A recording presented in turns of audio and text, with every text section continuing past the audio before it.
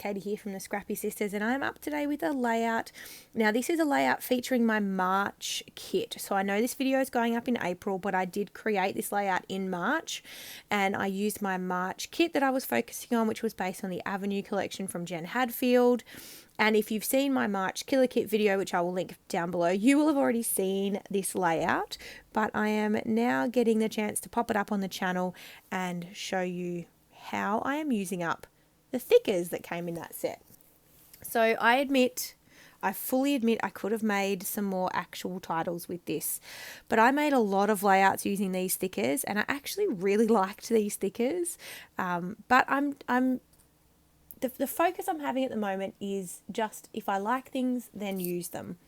I don't want to put them back into my stash where they'll sit there forever and just, take up space and, get pulled out again in years to come and think, wow, I should have used those stickers back in 2021 when I was focusing on this kit. So I am using them, and I am creating a little feature on this page using thickers. So if you've seen a layout I created recently, I use thickers, I guess, in the place of pattern paper, and I'm doing that again with this particular layout now, and instead I'm still using pattern paper on this layout as a focus, but I'm using the thickers as like a strip of pattern paper. So where I might have put a strip of pattern paper, I am using some thickers. And I don't know, I thought this might be cool, and I really like how this turned out. And I would totally do this again.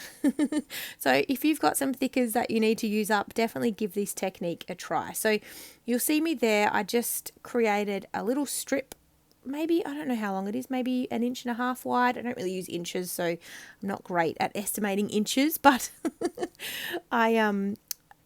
I created that strip, and now I'm just working out where I need to trim this paper, because I want to use the floral side of this paper here and to use as my other sheet of pattern paper on the left hand side of the layout there. So I'm creating a vertical, I had to think that, I almost said horizontal, a vertical kind of layout. And a vertical focus layout, so with my pattern paper there on the left, and then the strip of thickers, which I'm using, as I said, in place of pattern paper. Now I wanted to create a little kind of peekaboo space. I still had some thickers that I wanted to use, and so I decided to create a little kind of, as I said, peekaboo area in the pattern paper, and I'm going to tuck some of the thickers in there as well, so you can see them kind of peeking out there from under the torn pattern paper. I don't know, I thought it would be cute, and I'm really happy with how this layout turned out. I think it's lovely, and it is one of my faves. Now, I do make a little, not mistake, it's not a mistake when I get to it, but I should have planned out this layout a little more in my head before I just jumped right into it, because I end up having to faff around a little bit with the title. This is one of my layouts that I actually sent to my sister and showed her in advance, and she gave me some feedback on what a possible title could be, but then I realized I needed to go back and take some of the thickers that I'd already used on my layout to sort of make my title. So I end up coming back and thinking about that. I add another line of thickers, I'm pretty sure. I'm almost positive I do that. But here I am thinking about my title. So the photos are actually of my son's first haircut. They're not the best photos, because I couldn't take any photos while he was actually getting his haircut, because I was holding him at the time and I was by myself. And so they're not the best photos in the world, but obviously I wanted to document it. So what I am doing here is pulling up a couple of the thickers so I can make a title that says chop chop. I didn't have many thickers to play with, so I couldn't spell out first haircut or anything like that, so I ended up just doing chop chop as the title. That was my sister's suggestion, and I worked out that I still have quite a few thickers left, so I'm adding in another row here to my kind of strip of thickers, and then I do create another little peekaboo space at the top right hand corner. Sorry, I had to think about that for a second. So yeah, I'm overall, as I said, I am very pleased with how this layout turned out. Very pleased. So you can see me here curling the top right hand corner over, just stapling it down with my tiny attacher, and coming in with the same pattern paper that I've used on the left hand side, But I am going to cover this one with, what do you call it? Thickers. Oh, got to think of my words there. It's the first day of holidays for me when I'm filming this voiceover, and it's the end of the day, and I've done a lot of scrapping. I've done some tidying of my desk. I have not done any housework, and I thought, oh, before I quickly go and pick up Lincoln from childcare, I'm just going to do a couple of voiceovers so I can upload some videos and, you know, plan out some of those things on the channel. But I'm quite tired. Does anyone else find that when they're on holidays, that they actually get quite tired?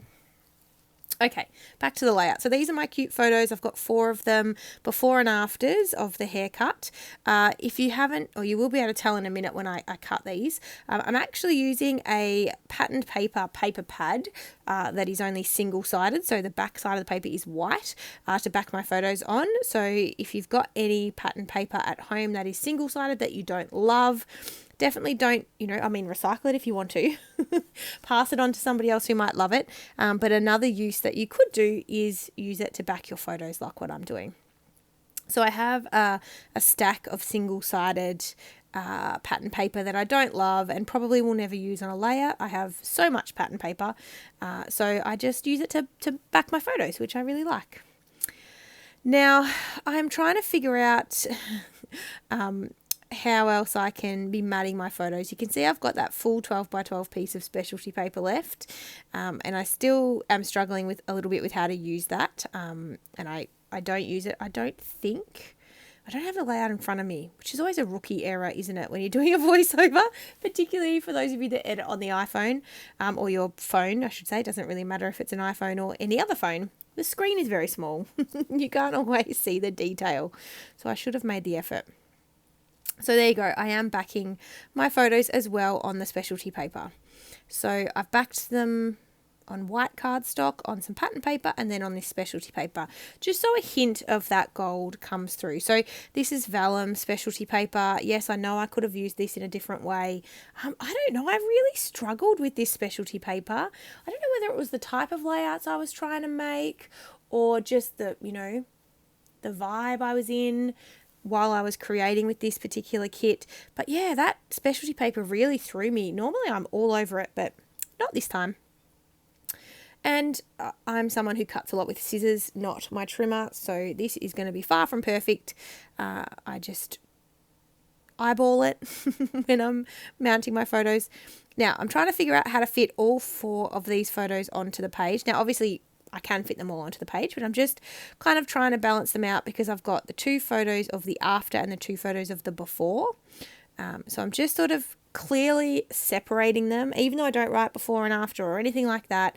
I'm just clearly kind of separating the 2 of them. I will come back and do some journaling on this layout. I don't do my journaling on camera because I just need to think about the words that I'm going to write. So I do put some journaling on. Don't panic. And I'm basically pulling out all of the floral ephemera that I had left. Again, as I said, this is the Jen Hadfield The Avenue Collection with a couple of extra bits popped in. So the florals, I think, on the left are from Maggie Holmes, I'm pretty sure. They're a thicker set, so they're a foam thicker, the brand thicker set.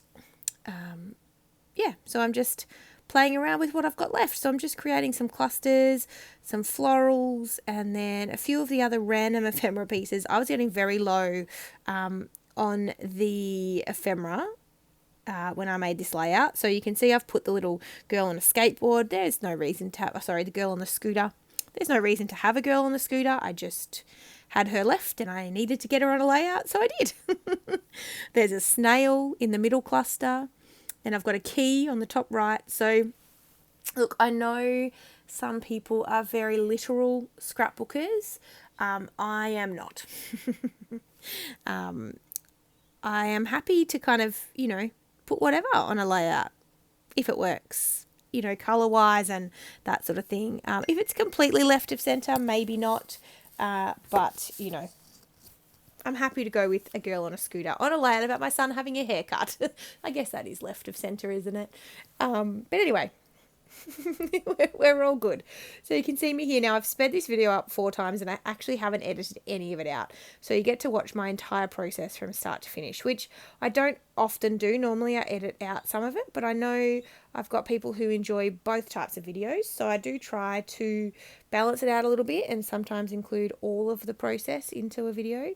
I am trialing a new way of doing process videos. So if you've seen Shannon from She's Crafty, I'm channeling a bit of my inner Shannon, and I've tried a couple of process videos sort of like she does in her style, which she talks you through her thought process, she turns the camera off, she creates a little bit, she comes back, she talks you through the next process, turns the camera off, and sort of continues like that. So I'm trying those for a couple of videos, and I'll be interested to get people's feedback. So if you have feedback on the type of process videos that you like, please let me know.